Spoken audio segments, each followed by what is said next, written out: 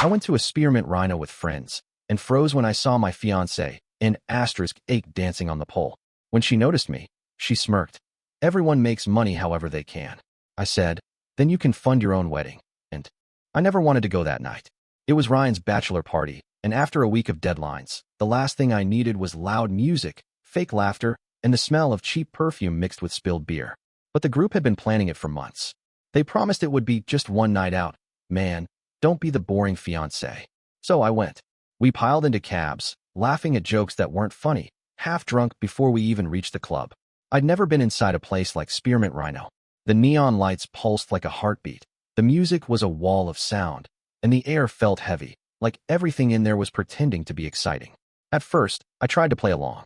I ordered a drink, sat at a table with Ryan and a few guys from work, and forced myself to act amused while dancers floated across the stage. It was all background noise until the DJ announced a new performer by name. The room dimmed. Blue light cut through the haze. And then I froze. Her face came into focus as she stepped onto the stage. Long dark hair, the same small scar above her lip from the time she burned herself making breakfast. The same delicate curve of her back that I'd traced 100 times. Tessa, my fiancée. She wore a silver outfit that looked sprayed on. The crowd cheered like wild animals while she spun around the pole, completely calm, completely sure of herself. For a moment, I thought maybe I'd lost my mind. Maybe I'd had too much to drink. But then her eyes met mine, and she didn't panic. She smirked. A slow, deliberate smirk that said she already knew what I was going to do. Every sound in the club vanished. Ryan said something to me, but I didn't hear him. I stood up, shoved my drink away, and pushed through the crowd until I reached the side door where dancers came off the stage. 2 bouncers blocked the path. One of them turned, and my stomach dropped again. It was her cousin, Owen, the same guy who'd toasted with us at our engagement party 2 months ago. He looked at me without surprise. You shouldn't be here, man. Neither should she, I said. He didn't move. The look on his face wasn't guilt, it was warning. Like he knew this scene was about to explode. I pushed past him anyway. Inside, the backstage hallway smelled like perfume and sweat. The music was duller, but still pounding. She was at a vanity mirror, wiping glitter off her face, her hair twisted into a messy bun. She didn't look startled to see me. So, she said, calm as ever, now you know. For a second, I couldn't find words. She went on, as if we were having an ordinary conversation about grocery lists. She said she'd been doing this for a few months. She said it was just work, nothing emotional, just money for our future. She told me everyone makes money however they can. The anger came out of me cold, not loud. I told her she could fund her own wedding then. I turned to leave, and that smirk flickered again, just enough to burn itself into my head. I didn't remember how I got home that night. I only remember sitting in the dark, staring at the engagement photos on the coffee table, the ring glinting under the lamp like a joke. When she came home around 3 a.m., she didn't sneak in. She threw her purse on the counter and started changing out of her club clothes like it was any other night. She said she didn't want to hide things anymore. She said I'd freak out less if I understood how hard it was for women to get ahead. I went to bed without speaking. The next morning, I woke up to find her making coffee, wearing my sweatshirt. There was a stack of cash next to her phone, thick, neatly folded bills. She said it was from bartending. I didn't answer. I just stared at it. The same sweatshirt she'd worn while she danced. The same phone that had hundreds of messages I'd never seen. Around noon, Ryan came over. He looked pale, uncomfortable. He started talking about last night, about how I probably felt shocked. Then he hesitated, and I knew he was hiding something. He finally admitted that he'd known for weeks. One of his coworkers had recognized Tessa at the club before, using a stage name. Ryan said he wanted to tell me, but he didn't know how. He said he assumed I already knew. That confession hurt more than seeing her on stage. It meant other people had known, maybe laughed about it behind my back. I was the clueless fiancé paying for a future that was already a lie. I left the apartment, drove aimlessly for hours. Every streetlight blurred into one long smear of color. By evening, I ended up outside the club again, parked across the street. I didn't go in this time. I just watched. I saw her cousin walking women in and out through the side door, counting cash. I saw her arrive in a black car, wearing a hoodie and sunglasses. She looked casual. Too casual. Like none of this was new. I started piecing things together in my head. The nights she said she had extra shifts. The sudden spike in her confidence. The new furniture she said her mother had helped pay for. It all fit. When she came home later that night, she found me sitting at the table with the cash she'd left earlier. I asked her how long she'd been doing this. She didn't answer. She asked why it mattered, said I was overreacting, that I cared too much about appearances. She talked about freedom, about wanting to feel in control of her own value. I told her control was something you earn through honesty, not lies. She rolled her eyes, said I wouldn't understand. That was the moment something inside me clicked off. I stopped arguing. I stopped reacting. She thought that meant she'd won the conversation. But I wasn't done. Later that night, I went through her things, not because I wanted to, but because every instinct told me there was more. Inside her coat pocket, I found another roll of cash wrapped in a receipt from a nearby hotel. The date matched a night she'd told me she was covering an emergency shift. I didn't sleep. I waited for her to fall asleep, then opened her phone. No password. Dozens of messages from women labeled with code names, M, B, L. They were discussing clients, bookings, photography sessions. And one message stood out. From Monica, her maid of honor. The message said, he still doesn't know. Don't ruin it yet. That was the last straw. The next morning, she acted like nothing happened. She made breakfast, hummed, talked about her wedding dress fitting. I told her I had a meeting at work and left. I didn't go to work. I drove straight to Ryan's office. When I walked in, he looked up from his desk and froze. He already knew why I was there. I asked him, calmly, how long this had been going on. He hesitated, then told me the truth. She'd been dancing at that club long before we even got engaged. She'd told him once it was temporary, but he'd seen her name on a private list for VIP clients, one that wasn't supposed to exist. I left without another word. By then, anger wasn't even anger anymore. It was calculation. I knew I couldn't just walk away. Not yet. Not without knowing who else had been a part of this.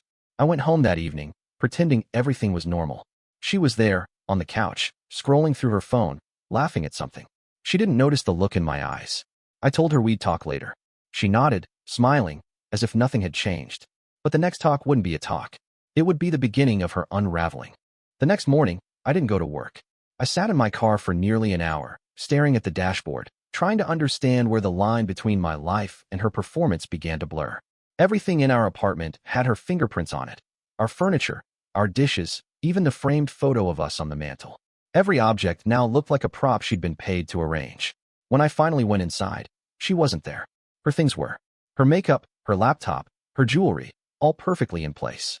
Nothing looked disturbed, but something about the air felt different, lighter, as if the house itself had been lying too. I checked our joint account. Half the balance was gone. The withdrawals started weeks ago, small at first, then larger, always late at night, right after the club's closing hours. The total missing wasn't random. It was almost the exact amount we'd saved for the wedding. It didn't feel like theft. It felt like mockery. I called her. No answer. I texted her. Nothing. Then, almost 2 hours later, she sent a short message, at lunch with Monica. I drove to Monica's studio. She ran a small photography business that doubled as her social hub. The blinds were drawn, but her car was parked out front. I knocked. No response. I was about to leave when I heard music inside. Low, rhythmic, the kind used for choreographed shoots. When I opened the door, I saw a camera on a tripod, lights facing a small platform. Monica stood near a monitor, startled when she saw me. Tessa was behind her, half-dressed, adjusting her hair. The scene was too clean, too rehearsed. Monica tried to explain that they were doing a bridal concept shoot for her portfolio, but I wasn't listening. I noticed an envelope sitting on a desk, addressed to a Mr. Harold Denton. The name hit me like a punch. Harold was my boss, the same man who had been suspiciously friendly toward me, often making awkward jokes about my upcoming marriage. Tessa saw my expression and froze. She didn't try to explain. She just stood there, caught between panic and arrogance, as I picked up the envelope. It contained a printed invoice for private event performances. The date matched the night she'd told me she was visiting her mother. I didn't make a scene. I walked out, got in my car, and sat still until the world stopped spinning. By the next morning, I was sitting in Harold's office at work. I asked him straight if he knew a woman named Tessa. He blinked a few times, tried to smile, then said she was a friend from outside work. The room felt heavy. I told him I'd seen the invoice. His hands trembled slightly as he denied everything, but his face gave it away. Then came the second twist of the knife. He told me I was being placed on temporary leave due to unprofessional conduct and personal entanglements that could affect the company's image. It was a preemptive strike. He wanted me quiet. I left the office with a hollow laugh. The same man who'd flirted with her behind my back now used corporate language to silence me. It felt almost theatrical. I didn't go home. I drove to Ryan's place instead. He looked uncomfortable when he opened the door, already aware that things had gone from bad to surreal. He confessed that after I'd confronted him, he tried to warn Tessa that I was digging deeper. He said she'd laughed, Told him I'd cool down eventually. Then he told me something that made everything tilt. Apparently, she'd been using my last name at the club. She called herself Tessa Vaughn. It made the fantasy more authentic for clients. Her cousin had even bragged that her husband doesn't mind. That's what she'd been telling people. I wasn't the clueless fiancé. I was the accessory that gave her act credibility. That was when something in me stopped breaking and started hardening.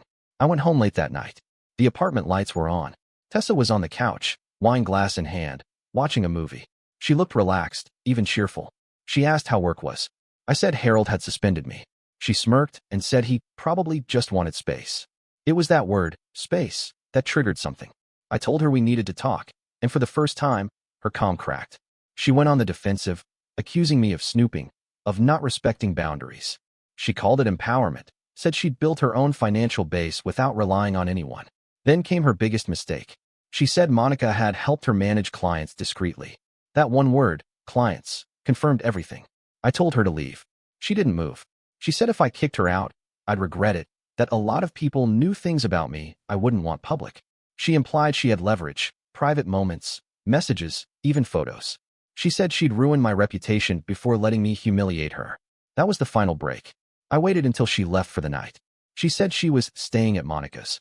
I followed from a distance, just far enough not to be seen.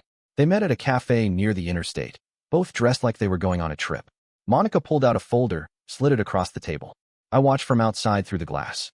Inside were printed forms, flight details, and a hotel reservation. Las Vegas. The departure was the next morning. The total cost matched the money missing from our joint account. They weren't just running. They were taking everything. I went home and spent the night closing every financial door she could use. I froze the joint account, transferred my salary into a new bank, and canceled all cards. The apartment lease was in my name alone. She'd discover that in a few hours.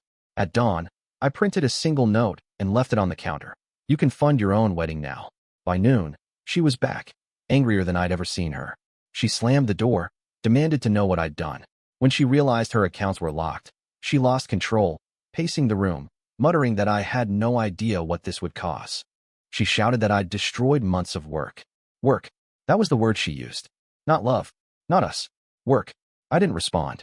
I just sat there, watching her unravel. Then came another twist. She said she'd done all this before. Not in the same city, but somewhere else. She said she used to be engaged to a man who didn't appreciate her independence. He'd funded her nursing degree, then left her. She claimed that man disappeared after an accident. She said it like it was just an anecdote, like it didn't matter. But there was something in her eyes when she mentioned him. A flicker of satisfaction. That night, when she finally left again, I looked up the old city she'd lived in. There was no record of any degree, no hospital work.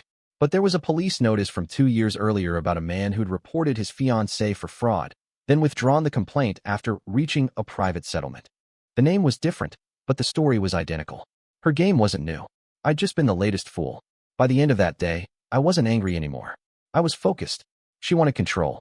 She wanted to treat me like a prop in her show. But she'd forgotten that I built things for a living. And I knew exactly how to dismantle them, piece by piece. The next phase wouldn't be loud. It wouldn't even be visible. It would start quietly, with one phone call to her father and another to the jeweler holding the ring. That was the night I stopped reacting. From that point on, I would be the one writing the script. The next few days were quiet, almost unnervingly so. Tessa stopped pretending to care about appearances. She spent more time outside the apartment, always dressed up, always leaving with her phone in her hand and her eyes fixed on something far away. When she did speak to me, it was in fragments, short, vague sentences that sounded rehearsed. I played along. I cooked dinner. I kept the apartment clean. I even smiled when she told me she was sorting things out. I wanted her calm, not suspicious. Because while she moved through her lies, I was dismantling her world behind her back. The first thing I did was visit the jeweler. The engagement ring had been purchased through a payment plan that was still active. I canceled it, reclaimed the balance, and had the jeweler log it under collateral. The irony wasn't lost on me. The symbol of commitment now served as the guarantee of her downfall. Then I called her father, Pastor William Lowe, a small-town preacher who spoke about purity and truth every Sunday, the kind of man who shook your hand like it was a contract. He'd adored Tessa, funded half the wedding, and told me she deserved the world. When I told him what she was really doing, there was a long silence. Then the sound of him hanging up. I didn't know what he'd do next, but I didn't have to wait long to find out. 2 days later, Tessa came home shaking. Her father had shown up at Monica's studio. There'd been an argument, screaming, shattered glass, neighbors watching from their windows. He'd confronted her about the club, about the money, about the lies she'd built around her career. She tried to spin it as empowerment, but it didn't work this time. He cut her off. Financially. Publicly. That was the first domino. The second came unexpectedly. Late that night, I got an email from a name I didn't recognize, Michael Hartman. He wrote, "You don't know me, but I know her. She used to be engaged to me. We need to talk." I almost ignored it, assuming it was a prank. But curiosity won. I met him the next afternoon at a diner just outside town. He looked tired, mid-30s, hollow eyes, wearing a suit that didn't quite fit anymore. He showed me old photos of him and Tessa. The same smile. The same lies. The same pattern. He told me how she'd convinced him she needed money for a degree, how she'd drained his savings, and how he'd found out the truth too late. He'd filed a report for fraud, but she'd disappeared before charges could stick. He withdrew the case to move on. Now, he wanted closure as much as I did. We compared details, her cousin, her alias, her connections. It was all the same structure, recycled in a new city. A pattern of deception fine-tuned like a business model. I realized then that revenge wasn't just about emotion. It was about design. Michael had one last piece of information, a recording. 2 years old. Tessa talking about how easy it was to manipulate men with savior complexes. She'd used that exact phrase. She said all she needed was sympathy and control of the finances. That recording became leverage. Together, we planned. He'd contact her, pretending he wanted to reconcile, that he still cared, that he'd forgiven her. It wasn't hard to make her believe it.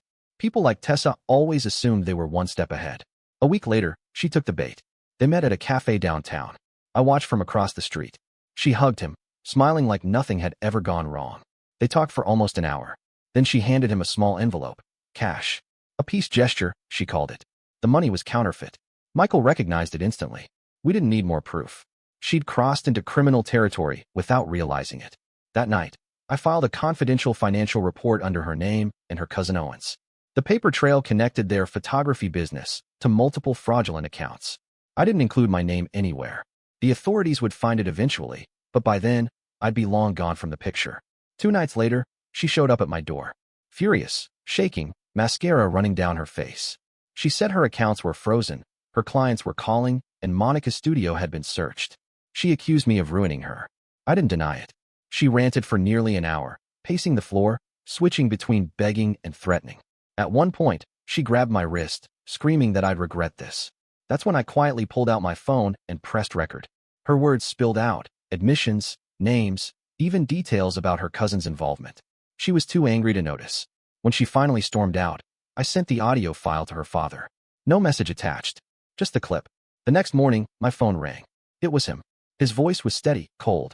He said he was cutting her off for good. No money, no contact, nothing. He'd already called her mother and told her everything. By noon, Tessa had nowhere left to run. Monica had disappeared, probably trying to save herself. Harold, my boss, sent me an email saying my leave had been extended indefinitely. But attached to that message was something unexpected, a resignation notice. He was quitting.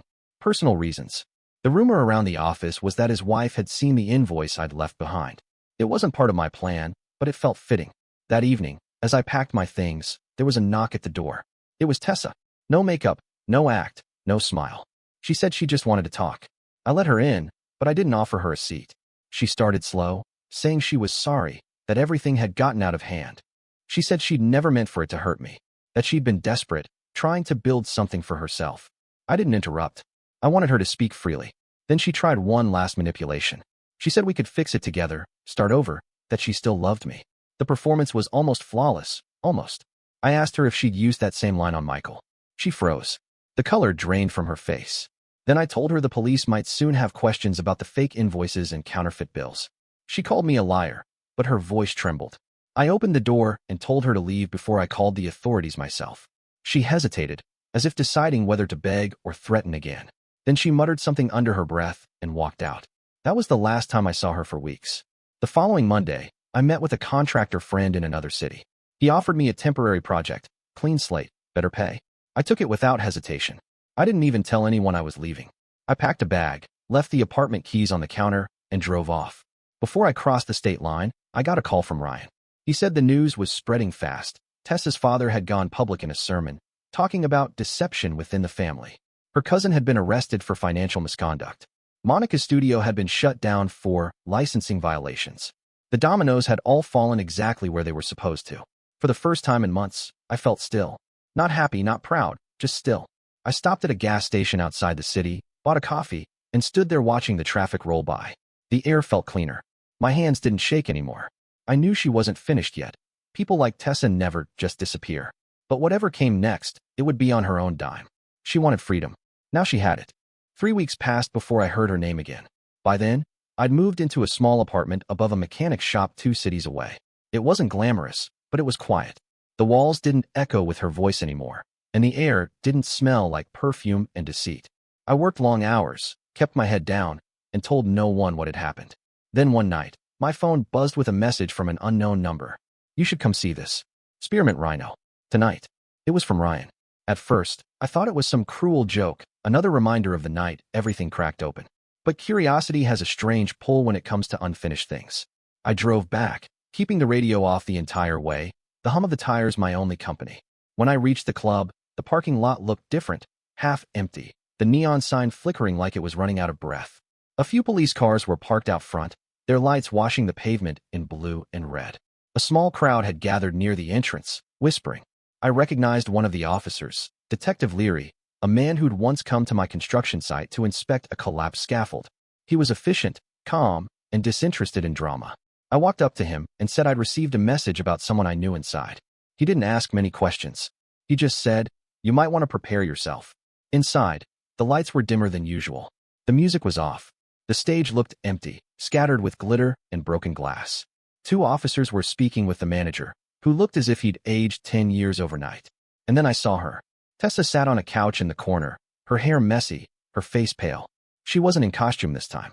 She wore a gray hoodie and jeans, looking smaller than I remembered. Her cousin Owen stood beside her in handcuffs, arguing with one of the officers. When she noticed me, she froze. Then she smiled, tired, brittle, but still trying to keep some trace of control. "So," she said quietly, "you finally came to see how it ends." Leary walked up to me. He explained that the club was being investigated for financial fraud, tax evasion, and identity misuse. Owen had been moving money between fake accounts, some under female employees' names. Tessa's was one of them. She'd been cashing out bonuses that weren't hers, using documents signed by Monica. The trail had led straight back to her. I didn't say anything. I just looked at her. She laughed under her breath. "You think this is my fault? Everyone here was doing it. I just followed the system." Her voice cracked halfway through the sentence. The confidence that once made her dangerous was gone. In its place was a woman who'd run out of exits. The detective told her she'd be questioned at the precinct. When the officers lifted her up, she tried to speak again, but her words dissolved into whispers. She didn't even look back as they walked her out. I followed them outside and stood near the sidewalk while she was loaded into a patrol car. She looked out the window, met my eyes one last time, and mouthed something I couldn't hear. Then the door closed, and the car drove away. It wasn't triumph that I felt. It was relief. Quiet, unremarkable relief. Leary stayed behind to finish paperwork. He asked how I'd gotten involved. I told him I'd been engaged to her once. He gave me a long look, nodded, and said, "Then you dodged a bullet." When I left the club, I found Ryan waiting in the parking lot. He'd been the one who tipped me off. Apparently, he'd overheard one of her old co-workers talking about a raid coming up. He wanted me to see it for myself, to have closure. We didn't speak much on the drive back. What was there to say? She'd built a stage for herself and performed until it collapsed. 2 days later, I got a call from her father. His voice was calm, almost too calm.